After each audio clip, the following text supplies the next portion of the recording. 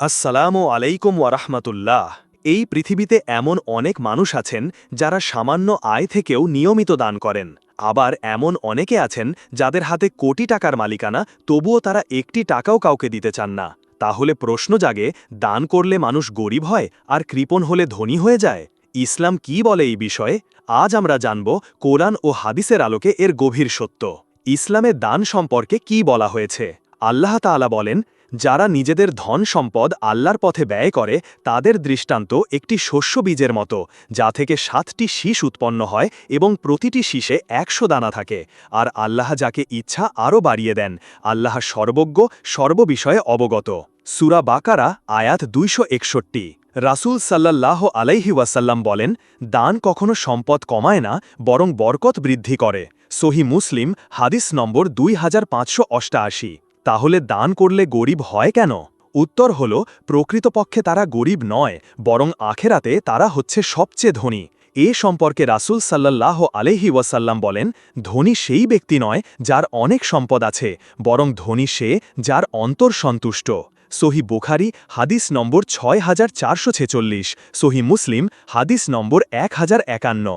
আল্লাহ দানশীলদের পরীক্ষা নেন, দারিদ্র্য হতে পারে একটি পরীক্ষা। আল্লাহ তাআলা বলেন, আমি তোমাদের কিছু ভয়, ক্ষুধা, মাল ও জানের ক্ষতি এবং ফলের ঘাটতি দিয়ে পরীক্ষা করব, আর আপনি ধৈর্যশীলদের সুসংবাদ দিন। কৃপণ হলে ধনী কেন? এটা একটা পরীক্ষা। এই দুনিয়া কারো জন্য চূড়ান্ত পুরস্কার নয়। আল্লাহ তাআলা বলেন, আমি যাকে খুশি তাকে দুনিয়ার জীবনে রিজিক বাড়িয়ে দেই এবং যাকে খুশি কমিয়ে দেই। সূরা সাবা আয়াত ৩৯। রাসূল সাল্লাল্লাহু আলাইহি ওয়াসাল্লাম বলেন, প্রত্যেক উম্মতের একটি পরীক্ষা থাকে, আমার উম্মতের পরীক্ষা হচ্ছে ধন সম্পদ। তিরমিজি হাদিস নম্বর 2336।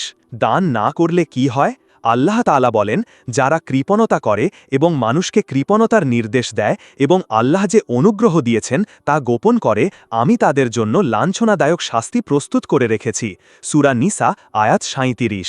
তাহলে দান কি মানুষকে ধনী করে? হ্যাঁ, বরকতের মাধ্যমে। মানুষ দান করলে আল্লাহ তার রিজিক বাড়িয়ে দেন। রাসূল সাল্লাল্লাহু আলাইহি ওয়াসাল্লাম বলেন, আল্লাহ সেই বান্দাকে সাহায্য করেন যে বান্দা তার ভাইয়ের সাহায্যে থাকে। সহিহ মুসলিম হাদিস নম্বর 2580। বাস্তব উদাহরণ, আব্দুর রহমান ইবনে আউফ রাদিয়াল্লাহু আনহু ছিলেন অন্যতম ধনী সাহাবী। তিনি প্রচুর দান করতেন, কিন্তু দান করার পরও তার সম্পদ আরও বাড়ত। এটাই বরকতের প্রকৃত উদাহরণ। কৃপণতা বনাম দান একটি চক্র। দানশীল মানুষ দান করে, মানুষের দোয়া পায়, আল্লাহ বরকত দেন, আত্মিক শান্তি পায়।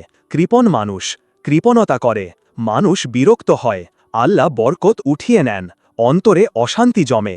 সফলতা কি? আল্লাহ তাআলা বলেন, তোমরা যা দান করো তা তোমাদের নিজেদের জন্যই। সূরা বাকারা আয়াত ২৭২। দান করলে গরিব হওয়া নয়, বরং তা হয় আখেরাতের জন্য সঞ্চয়। আর কৃপণতা আপনাকে ক্ষতির দিকে নিয়ে যায়, দুনিয়ায় হোক বা আখেরাতে। আসুন আমরা প্রতিদিন কিছু না কিছু আল্লাহর রাস্তায় দান করি, হোক তা টাকা, সময় কিংবা ভালো ব্যবহার। হে আল্লাহ, আমাদের অন্তরকে প্রশস্ত করে দিন, আমাদের দানশীল বানান এবং কৃপণতা থেকে হেফাজত করুন। আমিন। আজ এ পর্যন্তই। দান সম্পর্কিত আপনার যে কোনো মতামত অথবা জিজ্ঞাসা কমেন্টে আমাদের জানাতে পারেন। ভিডিওটি যদি আপনার হৃদয় ছুঁয়ে যায় তাহলে এটা শেয়ার করে আপনার প্রিয় মানুষদেরকে এই তথ্যটি জানিয়ে দিন এবং এরকম ইসলামিক তথ্যবহুল ভিডিও সবার আগে পেতে চ্যানেলটি সাবস্ক্রাইব করে পাশের বেল আইকনটি ক্লিক করে রাখুন।